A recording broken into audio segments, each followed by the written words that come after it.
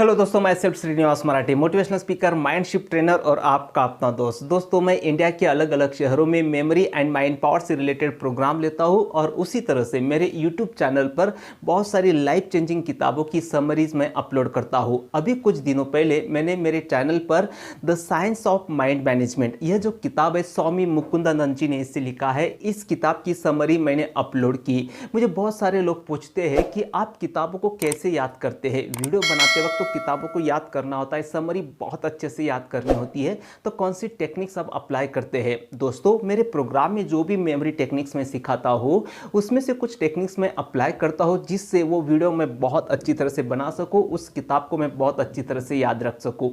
आज इस वीडियो में एक बहुत ही पावरफुल टेक्निक्स मैं आपको सिखाऊंगा, वो सारे टेक्निक्स में से कि किस तरह से मैंने उसका इस्तेमाल किया the science of mind management इस किताब को याद रखने के लिए। ये जो वीडियो है दोस्तों, ये 4 स्टेप में हम देखेंगे। सबसे पहला स्टेप है, हम टेक्निक को बहुत गहराई से समझेंगे और हमारा ब्रेन कैसे काम करता है इसे हम समझेंगे। उसके बाद जो सेकंड स्टेप है, इस मेमोरी टेक्निक का इस्तेमाल कैसे हम कर सकते हैं, इसका एक एग्जांपल हम देखेंगे। उसके बाद थर्ड स्टेप जो है, इस टेक्निक का इस्तेमाल मैंने the science of mind management इस किताब को याद रखने के लिए कैसे किया, वो हम डिटेल में समझेंगे। और जो फोर्थ स्टेप है दोस्तों, लास्ट स्टेप, और वो है कि आप भी किस तरह से इस वीडियो में बताई गई मेमोरी टेक्निक अप्लाई कर सकते हो अपनी पढ़ाई में, अपना प्रेजेंटेशन याद करने में, अपना लेक्चर याद करने में। और इसलिए इस वीडियो को अंत तक जरूर देखिएगा, एक भी स्टेप आपको मिस नहीं करनी है।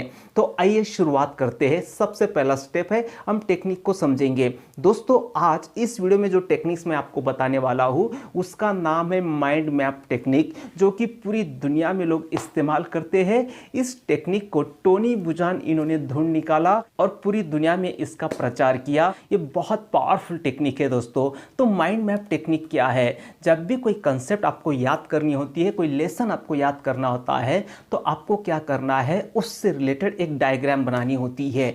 मतलब कोई टॉपिक का नाम है, जैसे लेसन का नाम है, उसे आपको सेंटर में लिखना है और उससे संबंधित कोई मेन पॉइंट्स है तो उसके चारों ओर आपको ड्रॉ करने हैं, लिखने हैं।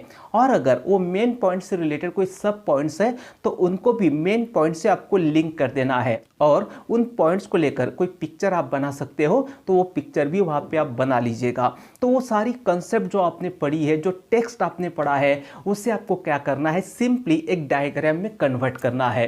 अब सवाल ये आता है कि ऐसा ही क्यों करना है दोस्तों? क्योंकि हमारा जो ब्रेन है, जब भी कोई इंफॉर्मेशन हम लेते हैं तो हमारा ब्रेन उसके ऊपर प्रोसेस करता है। जैसे फ्रिज में कोई चीज़ हम डायरेक्टली रख सकते हैं, वैसे ब्रेन में कोई भी चीज़ हम नहीं रख सकते। अगर उसे याद रखना है तो उसके ऊपर वो प्रोसेस करता है, वो हर एक चीज़ को एक दूसरे के साथ लिंक करता है और तब जाके वो बातें हमें याद रहती है। मतलब हमारी लिंक मेमोरी है। लेकिन अगर हमने पहले से ही वो जो डाटा है वो लिंक करके बहुत अच्छे से उसका डायग्राम बना के हमारे ब्रेन में को दिया, तो हमारा ब्रेन जो है उसका काम बहुत आसान हो जाता है और हमें वो कंसेप्ट बहुत अच्छे तरीके से याद रहती है। अब इस टेक्निक को समझने के लिए एक बहुत ही आसान सा एग्जांपल हम लेंगे, मोटिवेशन से रिलेटेड है।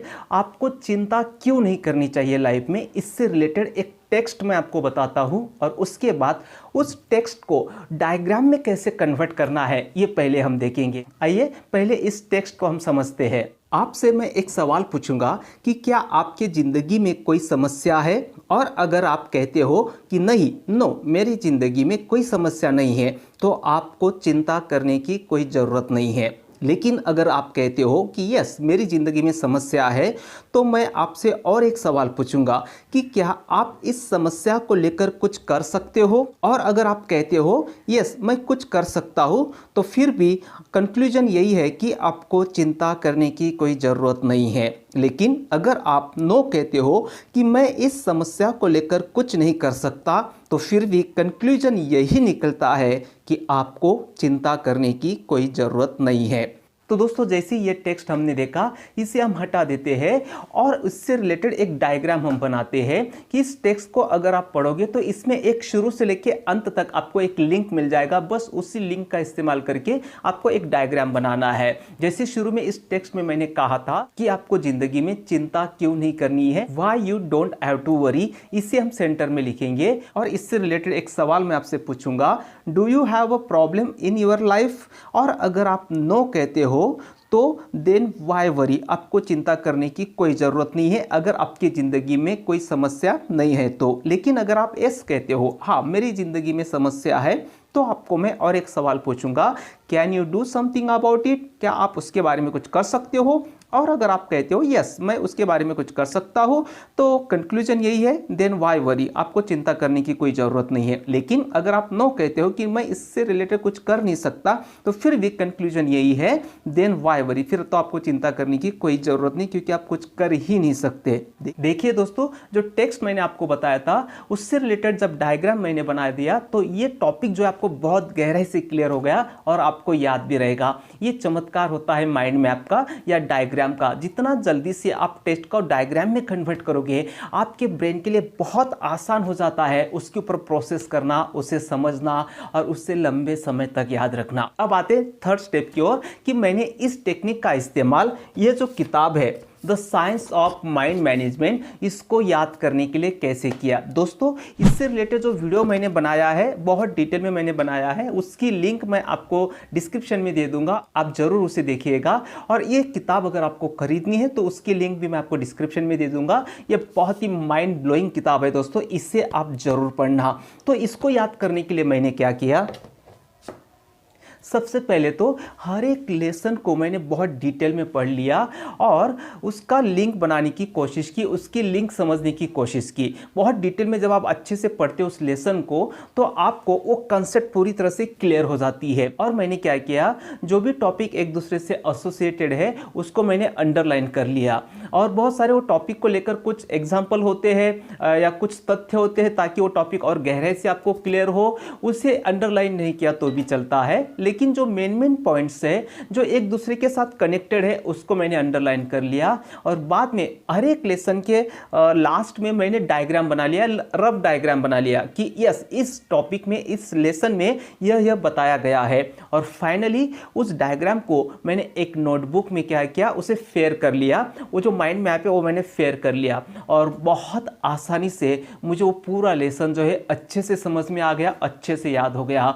और कुछ टॉपिक को लेकर मैंने वीडियो बनाया, रिव्यू बनाया, समरीज बनाई उस किताब की, ताकि लोगों को उस किताब के बारे में पता चले। जैसे फॉर एग्जांपल इस किताब में एक लेसन है एप्लीकेशन ऑफ माइंड, मतलब मन के क्या क्या रोग होते हैं। ये बहुत गहराई से इस लेसन में स्वामी जी ने समझाया है कि मन के क्या रोग होते हैं और उनसे हम कैसे छुटकारा पा सकते हैं। तो सबसे पहले स्वामी जी हमें बताते हैं कि मन का जो रोग है वो है एंगर यानी कि गुस्सा।